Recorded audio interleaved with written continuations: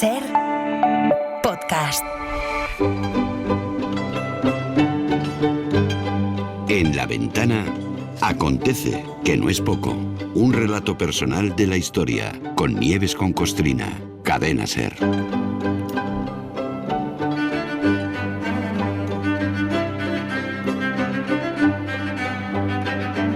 Saludamos un día más en La Ventana, Nieves con Costrina. Hola Nieves, buenas tardes. Buenas tardes, ¿qué tal? Carlos. ¿Cómo estás? Muy bien. ¿Va transcurriendo bien la semana? ¿Todo en orden? Sí, ¿Vale? en perfecto orden. Muy bien. Esta semana recuerdo una vez más que nos hemos apuntado al formato serie para contar un episodio histórico del que se acaban de cumplir 100 años, el desembarco de Alhucemas, lo cual nos está permitiendo hablar largo y tendido de la guerra de Marruecos, de cuánto duró, de por qué estalló, de cuánta gente murió. Y justo en ese apartado, en fin, tan habitual en todas las guerras, que son las víctimas, ahí surgió otro episodio histórico del que ayer ya apuntamos alguna pincelada y que seguro que nos suena a todos, que es la Semana Trágica de Barcelona. Sí. Barcelona, Marruecos, la guerra. ¿Cómo conectamos todo eso, Nieves? A ver, venga. Pues yo creo que vamos por orden y conectándolo bien. Y hoy sí que vamos al detalle de aquel episodio histórico ocurrido en Barcelona, al que tantas veces además nos hemos referido en distintas ocasiones, pero en el que nunca nos hemos detenido ni lo hemos encajado en su contexto. Y ahora sí toca. Es la conocida como Semana Trágica. Para los recién llegados, bueno, pues decir que estamos en el tercer capítulo del Gran Carajal de la Guerra de Marruecos para contarla paso a paso, por orden, y entender por qué se lió y quiénes fueron los principales responsables, sin olvidar que al que más le emocionaba eso de entrar en guerra era Alfonso XIII, jefe del Estado por la gracia de Dios, igual que el de ahora. Aquella movilización de miles de reservistas para ir a Marruecos a vengar la muerte de 5 o 6 obreros que trabajaban en la empresa española que construía el ferrocarril, que luego trasladaría el mineral hasta Melilla, se ordenó inmediatamente, con premura. Sí. El problema era que esos reservistas eran sobre todo hombres ya casados, con hijos, a los que les partían la vida por la mitad porque dejaban a sus mujeres e hijos sin ingresos. El mosqueo social fue de órdago. Hubo movilizaciones, muchas protestas, porque los patriotas ricos, ya lo adelantamos, pagaban por no ir a la guerra. Mal que bien, bueno, los embarques en trenes y barcos fueron completándose, pero a la vez que los soldados iban, no paraban de volver noticias de los soldados, que según llegaban, morían.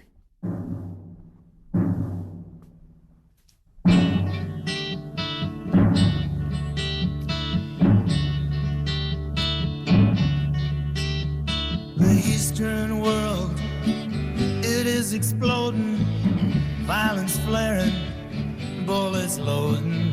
You're old enough to kill, but not for voting.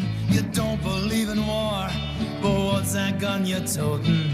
And even the Jordan River has bodies floating. But you tell me over and over and over again, my friend, you don't believe we're on the eve of destruction. Fíjate que escuchándote lo que vas contando estos días, cualquier persona, aun sin conocer el asunto en profundidad, en fin, se deduce fácilmente que se tomaron decisiones arriesgadas, precipitadas, poco pensadas. Totalmente, en fin, es verdad que el incidente del ferrocarril fue un incidente gordo y murió gente, pero hostia, la respuesta, ¿no? No puedes ir declarando la guerra a cada paso. Aquella movilización de tropas, solo por el incidente del ferrocarril y por el mal rollo de los rifeños con los colonialistas españoles, nunca debería haberse producido. Todo fue imprudente, irreflexivo, no había un plan eficaz. Los militares de Melilla querían la guerra y sobre todo Alfonso XIII quería la guerra y fueron pues a lo loco. Los reservistas no estaban entrenados, apenas sabían manejar el armamento, desconocían el territorio, todo mal. Pero los altos mandos eran imprudentes y ordenaban ataques, bueno, pues que acababan en desastre. Un coronel decidía atacar de noche sin saber por dónde le venían los tiros y acababan muertos 26 soldados y otros 230 heridos. Otro general llevó a los hombres a una encerrona y murieron 153. En fin, Las noticias de todas las desastrosas operaciones militares españolas de aquel julio de 1909 y la cantidad de hombres que morían o caían heridos se iban conociendo en la península. Hasta que uno de los días de embarque de reservistas en el puerto de Barcelona, bueno, pues ya sabes, ahí se lió. La liaron concretamente los integrantes, los soldados de la Brigada de Cazadores de Reus. Sí, exactamente, fue lo de Reus, porque eso ha quedado, esto es un episodio histórico de los gordos. Bueno, pues los reusenses iban calentitos, porque sabían que iban al matadero. Y en el puerto estaban también familiares, estaban obreros, que estaban muy concienciados en este asunto, que les pedían todos que arrojaran los fusiles, que no embarcaran, que vayan los curas a la guerra, gritaban, que vayan los ricos, o todos o ninguno. Lo de los curas iba porque en el puerto había señoronas de la alta burguesía catalana repartiendo escapularios con la Virgen del Carmen y medallitas de santos, y en las iglesias rezaban por los soldados. Las mismas señoronas que habían pagado para librar a sus hijos de ir a la guerra de Melilla tenían la poca vergüenza de entregar medallitas a los soldados que no tenían más remedio que acudir porque no tenían 1.500 pesetas para librarse. Bueno, ya ves tú, como si la muñeca del Carmen o la Monse pues les fueran a parar los tiros de los rifeños. Algunos soldados cogían la medallita y la tiraban al suelo, otros las tiraron al mar, soltaban los petates, hubo movida en el puerto de Barcelona, la policía disparó al aire, algunos reservistas acabaron detenidos. Bueno, mira, esto de momento les vino bien porque se libraron de embarcar. Pero bueno, finalmente el batallón de cazadores de Reus partió camino de la guerra.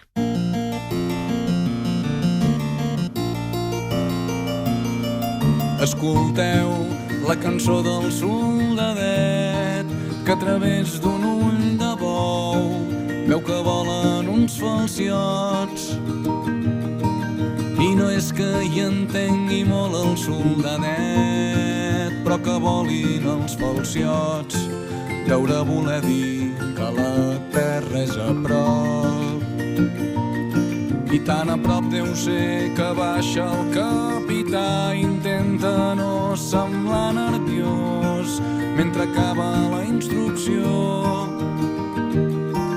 Concentreu-vos, soldadets, sigueu prudents i arrapeu-vos a la vida amb les ungles i amb les dents. Esta canción habría que escucharla entera porque es la historia de un soldadito al que pillan para ir a una guerra y le pasa lo que le pasa, con todos sus recuerdos y todo lo que deja atrás. En fin, bueno, y es lo que ocurrió, ¿no? Que no paraban de llegar noticias de las muertes de los primeros reservistas enviados y los que tenían que ir, pues se rebotaron.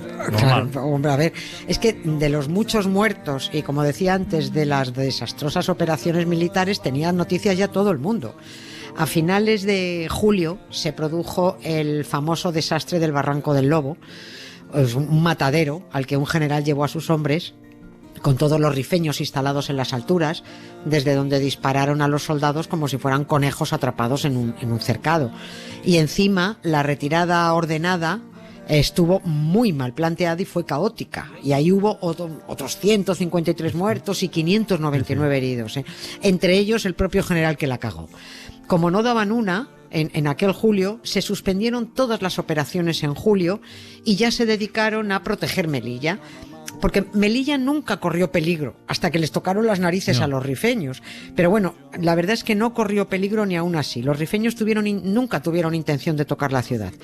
España se había metido en un tremendo berenjenal, en una guerra no declarada con los rifeños por meterse en territorios que no eran suyos. Y ahora los rifeños podrían ir a por ella. Ese era el temor, pero no iba a ocurrir.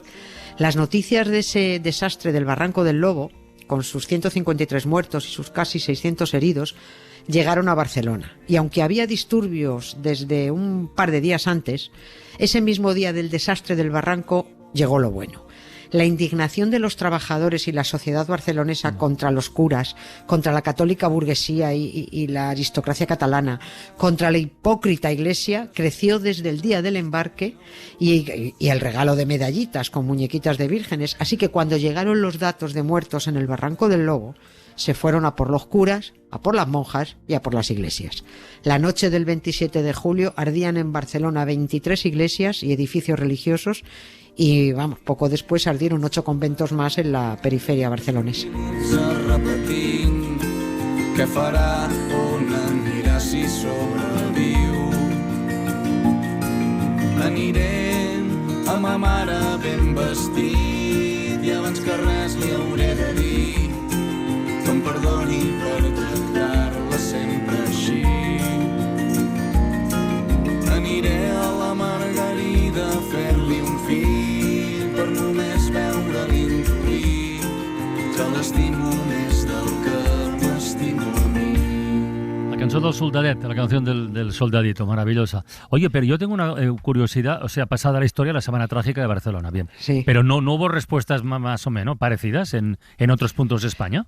A ver, sí, hubo bronca en varios lugares porque se organizaron comités obreros y se convocó una huelga general. Había convocado una huelga general en España.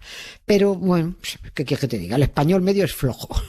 ¿Se acuerda de Santa Bárbara cuando truena? ¿O de exigir bomberos cuando ya ha ardido todo? ¿O se acuerdan de que han echado al personal de emergencias cuando ya todo está inundado? Y la verdad es que no hubo unidad ni las movilizaciones tuvieron la contundencia de Barcelona. Pablo Iglesias, por ejemplo, el fundador del PSOE, acabó detenido y en la cárcel de Madrid por firmar el manifiesto convocando la huelga general.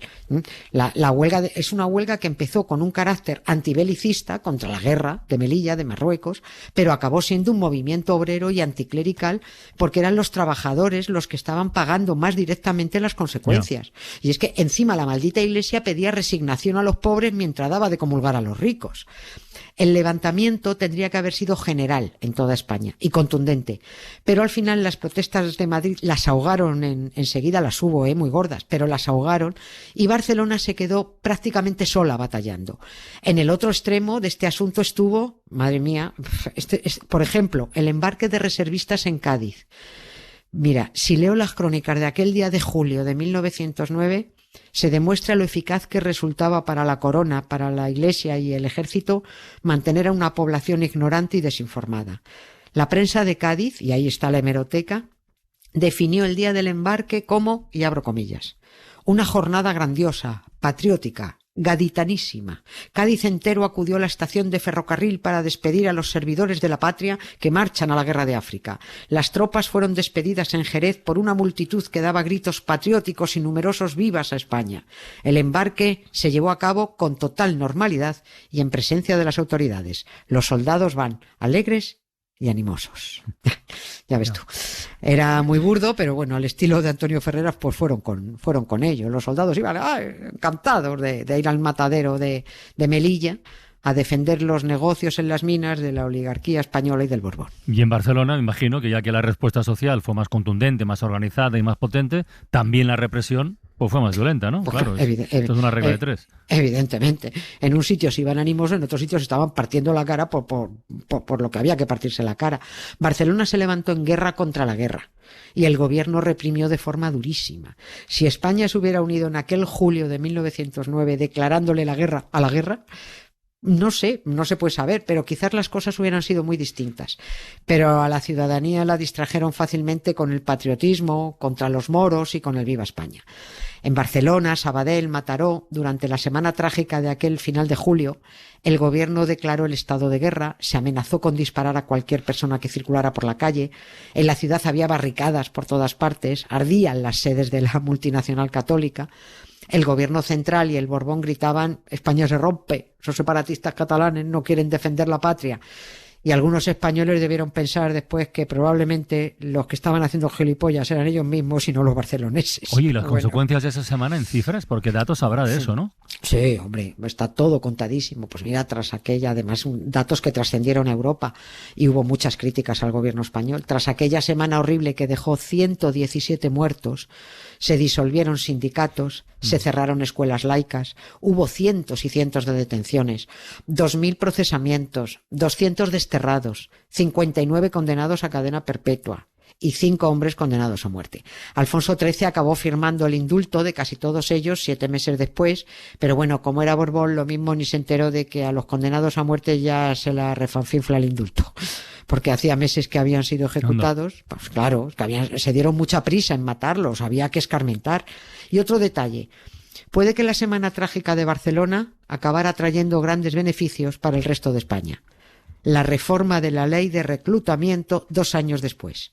Se acabó para los patriotas librarse de ir a la guerra pagando 1.500 pesetas. Algo es algo. Claro. Come, you masters of war, Here that build the big guns, here that build the death planes, here that build all the bombs, here that hide behind walls, here that hide behind desks. I just don't want you to know I can see through your masks. Bueno, Nieves, esta mañana, mañana cuarto y último capítulo de la Guerra de Marruecos. Por el momento, el último de la semana. Capítulo de la semana, efectivamente. Gracias, Carla. Un beso. Para no perderte ningún episodio, síguenos en la aplicación o la web de la SER, Podium Podcast o tu plataforma de audio favorita.